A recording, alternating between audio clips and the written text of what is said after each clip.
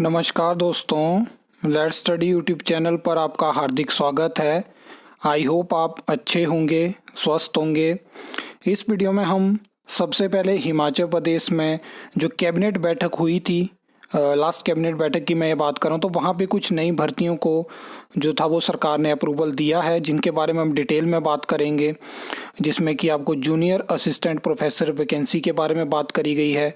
उसमें इंस्पेक्टर की वैकेंसी है जो आपकी सोसाइटीज़ होती हैं वहाँ के लिए वो रिक्रूटमेंट होती है और एलाइड के माध्यम से रिक्रूटमेंट होती है, उसके बारे में हम बात करेंगे।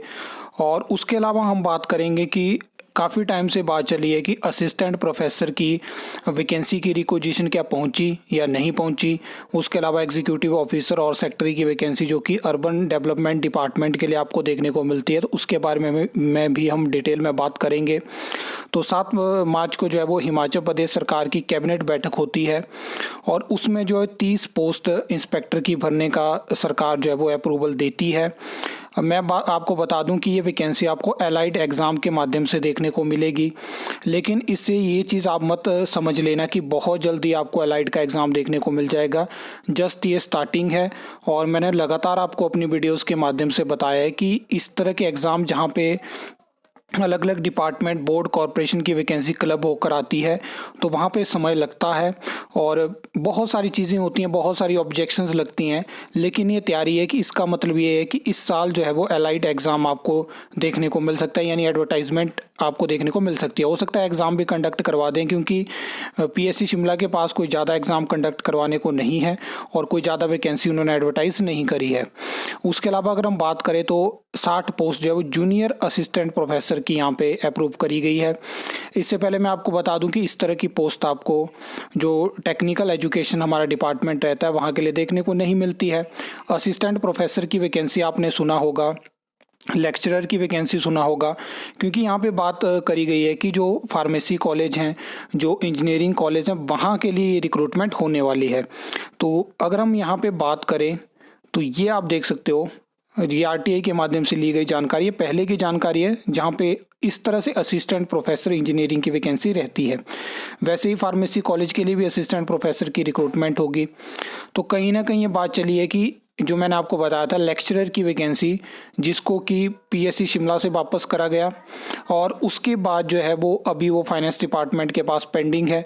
तो जब भी फाइनेंस डिपार्टमेंट के पास मैंने देखा है पिछले 2-3 सालों में जो भर्तियां पहुंचती हैं वहाँ पे रुकती हैं, तो उसके बाद वहाँ के बाद सरकार एक अल्टरनेटिव सिस्टम निकालती है कि कैसे हम कोई और भर्ती, जैसे कि आप देख सकते हो कि स्टाफ नर्स का असिस्टेंट स्टाफ नर्स बना दिया गया। ठीक है, अभी मैंने आपको 2-3 दिन पहले बताया था कि तहसील वेलफेयर ऑफिसर की जगह असिस्टेंट तहसील वेलफेयर ऑफिसर आपको हिमाचल प्रदेश में देखने को मिलेगा।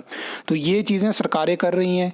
अब क्यों कर रही हैं, इसका सीधा सीधा ये है कि यहाँ पे हिमाचल प्रदेश में जो भी स्टूडेंट है, जो भी मतलब चाहे किसी जॉब में भी है, मैंने देखा है जॉब में ऑलरेडी जो होते हैं क्लास 3 की पोस्ट में तो प्रिपेयर करते हैं कि क्लास 1 क्लास 2 की पोस्ट आती है, तो कोई क्रिटिसाइज़ नहीं करता है सरकार के इस तरह के फैसले को जहाँ पे जॉब ट्रेनिंग पॉलिसी इंप्लीमेंट हो जाती है। तो इस तरह के फैसले सरकारें लेंगी। अब आपको पता है कि असिस्टेंट स्टाफ नर्स भर्ती भी कोर्ट में पहुंच चुकी है। अब सरकार तो यही चाहती है कि उसमें कोर्ट केस लगे, 5-7 सालों तक लटकी रहे, हमारा 5 साल का टेन्योर निकल जाएगा, उसके बाद जो सरकार आएगी वो देखेगी। तो ये चीज़ें यहाँ पे देखने को मिली हैं। बाकी कोशिश रहेगी कि इसके बारे में एग्जैक्ट जानकारी कलेक्ट करने की कोशिश रहेगी, और कोशिश हुई थी सेम डे, लेकिन हमें ये जानकारी मिली है कि हमें तो इसके बारे में कुछ नहीं पता है। मतलब ये कहीं से हमें ये जानकारी मिलती है कि डिपार्टमेंट कह रहा है कि हमारे पास तो इस तरह की जानकारी नहीं है। तो कोशिश रहेगी, आपको पता है कि आरटीआई जल्दी से लगती है और रिप्लाई देना पड़ता है डिपार्टमेंट, बोर्ड, कॉरपोरेशन को। अब देखते हैं कि इसमें क्या इन्फॉर्मेशन मिल पाती है। अब आ जाते हैं पब्लिक सर्विस कमीशन शिमला पे। अगर आपने फरवरी में अभी मार्च तक आपने मेरी वीडियोस देखी होंगी, हमने लगातार टारगेट किया असिस्टेंट प्रोफेसर भर्ती को। 12 फरवरी से ही शुरू होता है, पहले आरटीआई लगती है प्रोफेसर की भर्ती पे और यूडी में लगती है एग्जीक्यूटिव ऑफिसर और सेक्रेटरी के लिए। यूडी से हमें रिप्लाई मिल जाता है कि हमने रिक्वेजिशन भेजी है, डेट भी वो बता देते हैं। यहाँ पे प्रोफेसर भर्ती में पहले तो पीएससी शिमला एक रिप्लाई देता है 17 फरवरी को कि हमारे पास आपकी जो आरटीआई है वो क्वेश्चन फॉर्म में है। 17 को दोबारा दूसरी आरटीआई लगती है। 23 को रिप्लाई आता है कि इस ऑफिस में इस तरह की कोई जानकारी नहीं है। अपील डाली जाती है, 2 दिन पहले आपके साथ वीडियो शेयर करी है।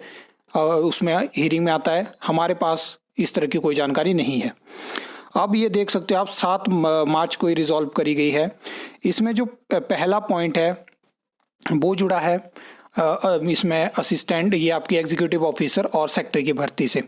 तो देखिए रिक्वेजिशन तो उनके पास गई थी, ठीक है, और मैंने आपको बताया कि जब तक रिक्वेजिशन पे एडवर्टाइजमेंट डेट नहीं डलती है तब तक आयोग और चाहे राज्य चयन आयोग है वो कंफर्म नहीं करते हैं कि हमारे पास रिक्वेजिशन आई है। डॉक्यूमेंट प्रूफ के साथ आपको दिखा चुका हूँ, और मैंने आपको बताया कि आने वाले 1-2 महीने में वो वैकेंसी हायर चांसेस हैं कि कोड ऑफ कंडक्ट से पहले भी वो एडवर्टाइज हो सकती है। उसके अलावा अगर हम बात करें तो ये दूसरा पॉइंट जो था ये जुड़ा था असिस्टेंट प्रोफेसर भर्ती से। तो देखिए जब तक जो हिमाचल प्रदेश के शिक्षा मंत्री हैं उन्होंने नहीं कहा था कि अभी जो लेटेस्ट 2-3 दिन पहले की बात है कि हमने प्रोफेसर की भर्ती की रिक्वेजिशन पीएससी शिमला को भेज दी है, उससे पहले जितनी भी आरटीआई रिजॉल्व करी गई पीएससी शिमला की तरफ से सब में ये लिखा हुआ है कि हमारे ऑफिस में इस तरह का कोई रिकॉर्ड नहीं है। लेकिन ये जो मेरी आरटीआई थी इसमें आप देख सकते हो ये मतलब हम ये क्लियर है, मतलब बचने की कोशिश है यहाँ पे कि हमारे यहाँ पे इन्होंने ये मेंशन नहीं किया कि हमारे ऑफिस में, ये कर दिया कि ये जानकारी तो हायर एजुकेशन डिपार्टमेंट के पास है, जबकि क्वेश्चन सेम थे कि क्या आपके पास रिक्वेजिशन पहुँची है, आप रिक्वेजिशन की डिटेल्स दीजिए। लेकिन देखिए इस तरह का रिप्लाई हमें देखने को मिलता है। तो कहीं ना कहीं मुझे लगता है कि असिस्टेंट प्रोफेसर की रिक्वेजिशन पहुँच चुकी है।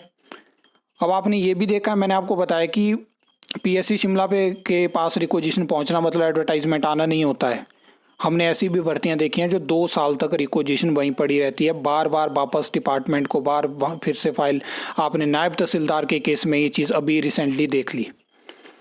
लेकिन फ़िलहाल की रिक्वेजिशन शायद पहुंच चुकी है, लेकिन पीएससी शिमला में आरटीआई से ये चीज़ कंफर्म नहीं होने वाली है। तीसरी आरटीआई थी और एक अपील की हियरिंग हो चुकी है।